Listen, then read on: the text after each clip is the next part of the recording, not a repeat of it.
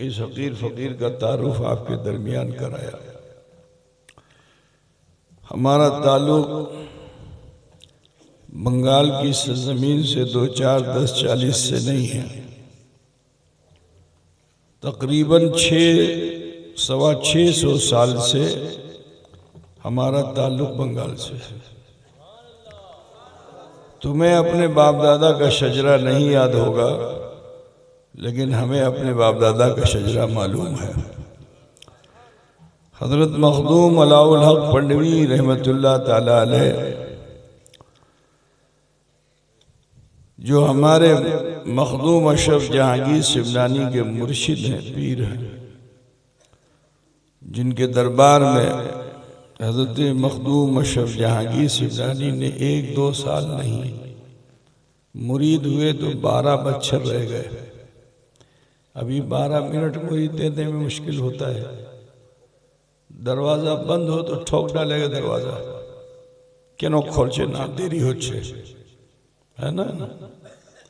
लेकिन जानते हो हजरत अशरफ सिमना अपने को, उनके पीर ने उनका प्रोटोकॉल ऐसा किया कि दूर जाकर के उनको रिसीव किया, और जब खानकाह में गए तो मखदूम अशरफ खानकाह में बगैर इजाजत नहीं गए,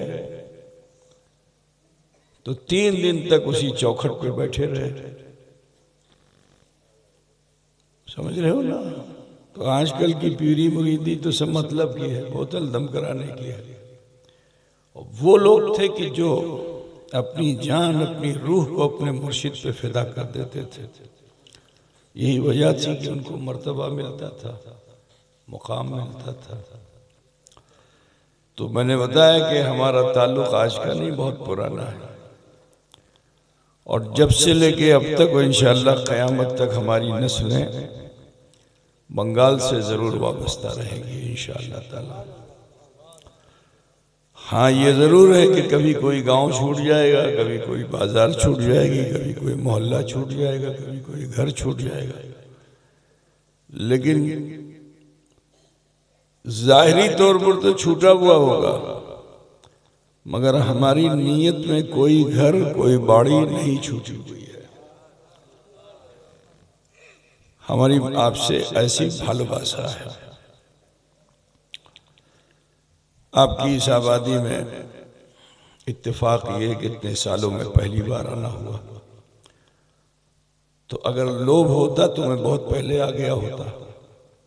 आपको लोभ होता या मुझे लोभ होता तो बहुत पहले आ गया होता। सोचता मुझे जाना है फला जगह, कोई ना कोई रास्ता निकाल के आ जाता। 2-4 मुरीद तो मेरे वालिद के थे ही, उन्हीं के जरिए से आ जाता।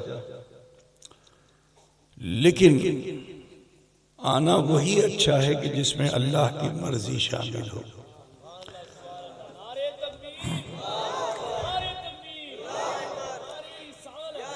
अब इस आने में न तुम्हारी गर्ज है न हमारी गर्ज है, हम दोनों के दरमियान की ये भालोबासा है, मोहब्बत है कि आज हम यहाँ जमा हैं।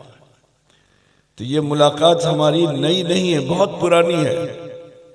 यौम अज़ल जब अल्लाह ने सारी रूहों को जमा किया था, तो उस जगह पे हमारी भी रूह थी और तुम्हारी भी रूह थी। तो एक इज्तिमा हमारा अज़ल में हो चुका है, आज यहाँ हो रहा है, तो कल मैदान महशर में होगा इंशाअल्लाह ताला। इंशाअल्लाह अल्लाह ताला हमारी और आपकी इस मुलाकात को मुबारक बनाए और हमें रब्बुल आलमीन शरीयत मुतहरा का पाबंद बनाए। तबीयत का कोई मिलन ना हो, जो मिलन हो वो शरीयत का हो। इसीलिए अल्लाह रब्बुल इज्जत इरशाद फरमाता है, मा आताकुम रसूल फखुजू व मा नहाकुम अनु फंतहू। जिटा तुम्हारे रसूल देन सेटा निये नेन, जिटा निषेध करिए देन सेटा निबेन ना। आप तो समझ गए होगा कि मेरा ताल्लुक कितना पुराना है ना। ये अल्लाह ताला का एहसान है कि अल्लाह तबारक व तआला ने उम्मत मोहम्मदिया को आगाह किया, वरना 1,24,000 कमोबेश अंबिया कराम इस दुनिया में आए और आते ही नाशुक्री करनी शुरू कर दी, कुफ्र और शिर्क करने लगे। खुदा को पूजने के लिए आए थे, पाथर और पानी को पूजने लगे, हवा बताश को पूजने लगे, चंद्र सूर्यों को पूजने लगे।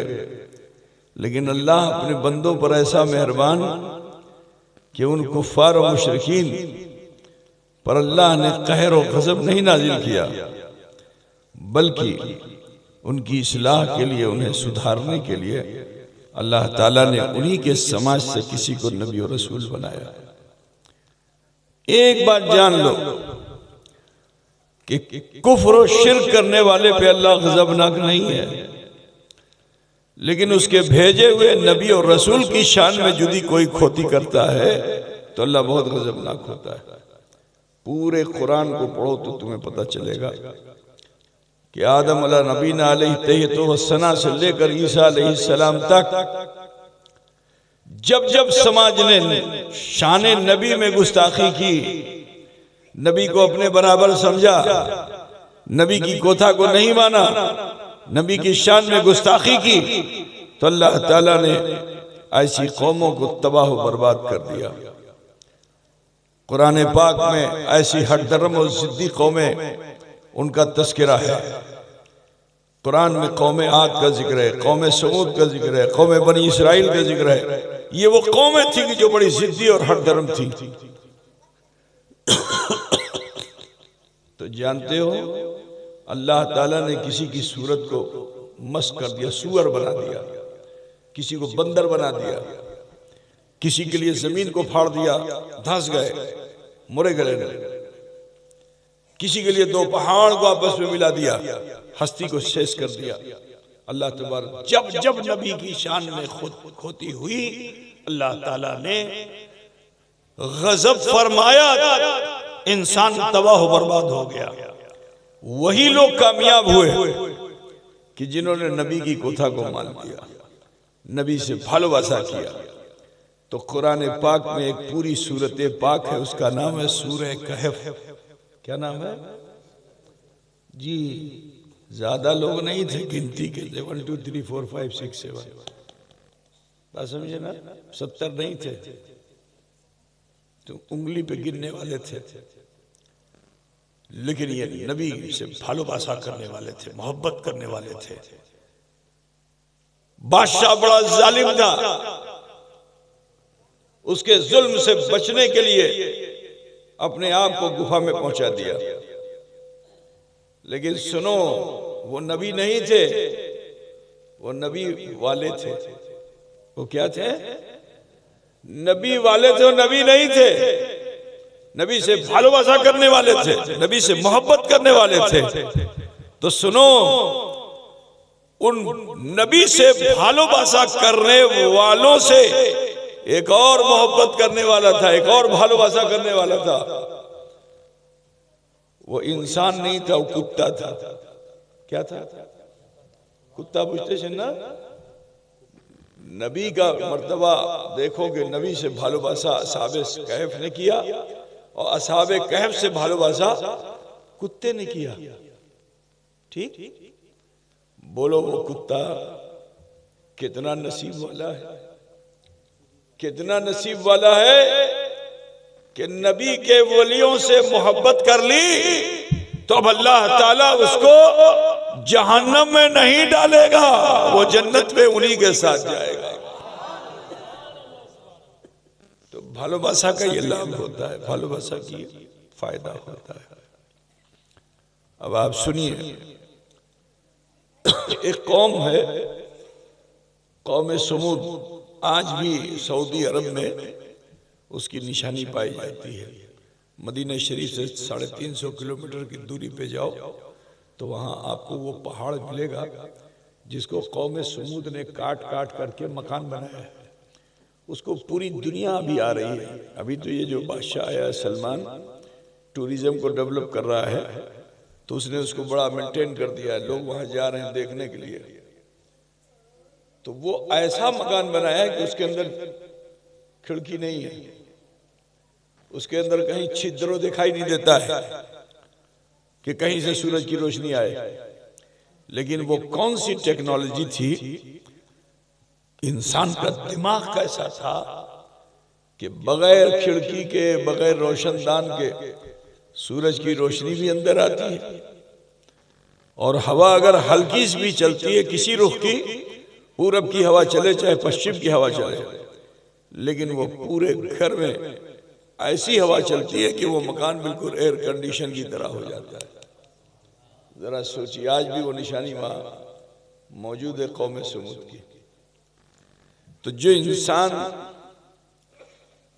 हुनर में माहिर होता है, तुम्हें समझाने के लिए बता दूं, मिसाल पर मकान बनाते हो आप, तो मकान बनाने वालों में एक हेड मिस्त्री होता है जो हुनर में माहिर होता है, करता कुछ नहीं, कराता है, लेकिन उसकी आंकड़ कैसी होती है देखा है? अरे यार, मिस्त्री लोगों को देखा है नहीं? देखा है ना? कुछ नहीं करता, खाली ताकता रहता है सीधा जोड़ रहा है कि नहीं जोड़ रहा है, प्लास्टर सही कर रहा है कि नहीं कर रहा है ना? तो उसको देखा है वो कैसा अपने नीचे वाले को डांटता है, बोलता है कि नहीं बोलता? तो फनकार के अंदर पना आ ही जाती है। ये तो मिस्त्री की बात मैंने बताई। कोई अगर इल्म हासिल कर लेता है तो उसके अंदर भी किब्र आ जाता है, तकब्बुर आ जाता है। हुनर हासिल कर ले तो तकब्बुर, इल्म हासिल कर ले तो तकब्बुर, ठीक है ना? इंसान अपने काम से खुश होकर के खुद ही इतराता फिरता है ये इंसान, ठीक है ना? मिसाल के तौर पर मौलाना शाहजहां से तुम्हारी दोस्ती हो जाए तो इस पे भी तुम इतराओगे कि मैं तो मौलाना शाहजहां के साथ रहता हूं। कोता पूछ रहे हो? तो इसका नाम है नफ्स, अना और मैं। इंसान अपने हुनर की बुनियाद पर जो है उसके अंदर नफ्स गालिब हो जाता है, तो वो आईएम का नारा लगाता है, अमी आछी, अमी आछी।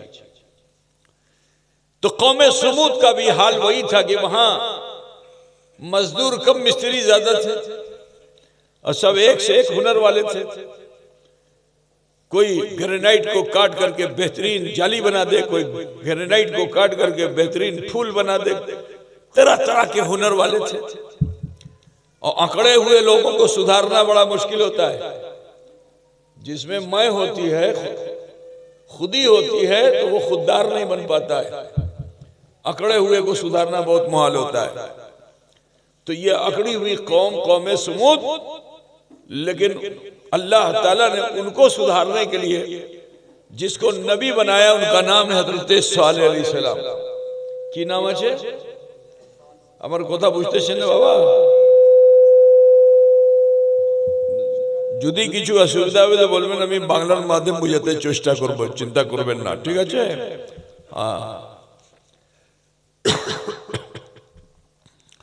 मैं मुसलसल सफर पे हूँ, आवाज भी मुतासिर है मेरी, लेकिन मुझे उसका गिला नहीं है।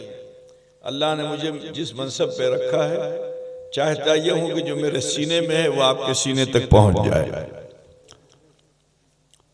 तो समात फरमाइए, सालेह अलैहिस्सलाम ने अपनी कौम से कहा कि मेरी कौम जिद न कर, जिटा আমি कोई সেটা করেন, যেটা আমি নিষেধ করে দিই সেটা করবেন না। तो इंसान की फितरत है कि जब किसी चीज से इंसान को रोका जाता है तो उसके अंदर और जिद पैदा हो जाती है, ठीक है? जैसे हम लोग के घर में कुछ बच्चे होते हैं, बहुत अरमान से, मिन्नत से पैदा होते हैं, तो माँ उसको बहुत चाहती है, बाप भी उसको बहुत चाहता है, बहन भी उसको बहुत चाहती है, भाई भी, पूरा घर चाहता है। और ऐसे चाहने वाले बच्चे का हाल ये होता है कि वो बचपन से ही अकड़ जाता है। कभी बर्तन उठा के फेंक देगा, कभी किताब फाड़ डालेगा। देखा है कि नहीं देखा? अरे बोलो ना भाई, देखा है ना? जिद्दी बच्चे हो जाते हैं। तो अब अगर उन बच्चों को तुमको है तुम ईटा की खोलें, तब और जिद करेगा, फिर तुमको वो तुमको दिखा करके तोड़ेगा। जहां तुम खड़े रहोगे वहीं ला करके शीशा पटक देगा, गिलास तोड़ देगा। तो ऐसे बच्चों को सुधारने के लिए जरूरी है कि जब वो बच्चे ऐसा करें तो अवॉइड कर दो, सुधर जाएगा वो। क्योंकि वो अपने लिए नहीं कर रहा है, वो तुम्हें चढ़ाने के लिए कर रहा है, ठीक है ना। तो वो तुम्हारे ही सामने तोड़ेगा, तुम्हारे ही सामने फाड़ेगा, क्योंकि तुम उसको कहोगे तुम ईटा की कोशिश। फितरत इंसानी है ये कि इंसान को जब किसी चीज से रोका जाता है तो इंसान उसी की तरफ आमादा होता है। हजरत सालेह अलैहिस्सलाम ने जो फरमाया कुफ्र छाड़े देन, शिर्क छाड़े देन, যেটা আমি কই সেটা করেন, যেটা আমি নিষেধ করে দিই সেটা করবেন না। तो कौम ने कहा ए नबी सालेह তুমি বলছেন যে তুমি নবী, প্রমাণ দেন। যদি প্রমাণ দেবেন তারপরে আমি মানব কি আপনি নবী আছেন। তুমি প্রমাণ দেন তারপরে আমি মানব কি আপনি নবী আছেন। तो नबी ने फरमाया देखो ए भाई जिद मत करो, যেটা আমি কই সেটা করেন, যেটা নিষেধ করি সেটা করবেন না। कहा ना हमने सुना है, क्योंकि कौम समूद से पहले कौम आद थे, वो भी बड़े जबरदस्त थे। तो कहा हमने सुना है कि नबी वो होता है जो मौजज़ा दिखाता है, नबी वो होता है जो मौजज़ा दिखाता है। যদি আপনি নবী আছেন তো আপনি মৌজজা দেখায়, তারপরে আমি মানব कि আপনি নবী আছেন। तो देखो एक होता है जादूगर। तुम लोग जादूगर जानते हो कि नहीं जानते हो? जानते हो ना भाई। देखो जल्दी जल्दी समझो, क्योंकि मुझे ट्रेन भी पकड़नी है। तो जल्दी समझोगे तो फिर मैं जल्दी जल्दी अपनी बात कह के आगे निकल जाऊंगा। और हम लोगों का मामला ये नहीं कि आए और रटा हुआ टन टन टन टन बोलते चले गए, रुखसत हो गए। नहीं, जब तक हम अपने सीने की बात तुम्हारे सीने तक नहीं पहुंचा लेते, हमें यकीन नहीं होता, हम आगे नहीं बढ़ते। कुछ बुझ गया कि नहीं बुझ गया जी। तो साहब एक होता है जादूगर। तो जादूगर कोई आएगा, मदारी होता है ना, तो बार बार मुट्ठी बंद करेगा और खोलेगा तो उसके हथेली में इलायची। बुझ गया कि नहीं बुझ गया। और तुम समझो कि इटा बड़ा गुनी मानुष अच्छा, इटा बड़ा गुनी मानुष अच्छा, लेकिन हकीकत में वो आंखों का धोखा है। वो क्या है? आंखों का धोखा है। वो तुमको लड्डू खिला रहे तुम बड़े खुश हो, वो तुमको सोना निकाल के दे रहे बड़े खुश हो, ठीक है। वो भभूत झाड़ रहा है तुम बड़े खुश हो रहे हो। ये क्या है? ये आंखों का, इसे इस्तिद्राज कहते हैं अरबी ज़बान में, ठीक है ना। तो जादूगर जो होगा वो बार बार करेगा, लेकिन जो अल्लाह का वली होगा या नबी होगा वो बार बार नहीं करेगा, एक बार करेगा। जहां जरूरत होगी वहीं करेगा। बुझ रहे हो कि नहीं बुझ रहे हो? है ना। और वो दिखाने के लिए नहीं करता, अपने को बताने के लिए नहीं करता। मैं आपको बताना चाहता हूं कि हमारे रसूल सल्लल्लाहु अलैहि वसल्लम, अहमद मुश्तबा मोहम्मद मुस्तफ़ा सल्लल्लाहु अलैहि वसल्लम से ज्यादा मौजज़नुमा कौन होगा? हुजूर जैसा कोई होगा? सारे नबी भी मिल करके बराबरी करना चाहें तो मुस्तफ़ा की बराबरी नहीं कर सकते। आज सभी बराबरी करते हैं, पहले नबी नहीं बराबरी करते थे। मेरे रसूल के बड़े अजीम शान मौजज़े आपने सुन रखे हैं। अल्लाह के रसूल ने चांद के 2 टुकड़े किए। मैं आपसे पूछना चाहता हूं कितनी बार? जोर से बोलो ना, अरे बोलो ना भाई, कितनी बार? कुरान ने उस मंजर को आयत करीमा में महफूज कर लिया कि इख्तरबतिस साअतु वंशक्कल कमर। वो घड़ी आ गई, एक चांद 2 टुकड़े हो गया। एक ही बार किया ना, बार बार तो नहीं किया। मेरे नबी ने सूरज भी पलटाया, कितनी बार? जाबिर की बकरी को जिंदा किया, कितनी बार? उनके दोनों बच्चों को भी जिंदा किया, कितनी बार? नबी के कदमों में गाछ सजदा रेज हो गया, कितनी बार? अबू जहल की मुट्ठी में कंकरी ने कलमा पढ़ा, कितनी बार? जो कुछ हुआ बार बार की एक बार ना, तुम इसी को मौजज़ा कहते हैं। अब आओ, जो नबी के दामन से वाबस्ता हो गया वो वली होता है, तो वली से करामत का भी सुदूर होता है। तो करामतें भी बार बार नहीं होती। मेरा ख्वाजा हिंदुस्तान में आया, पृथ्वीराज का पहरा काम ना कर सका, आपने प्याले में पूरा ना सागर जमा कराया कितनी बार।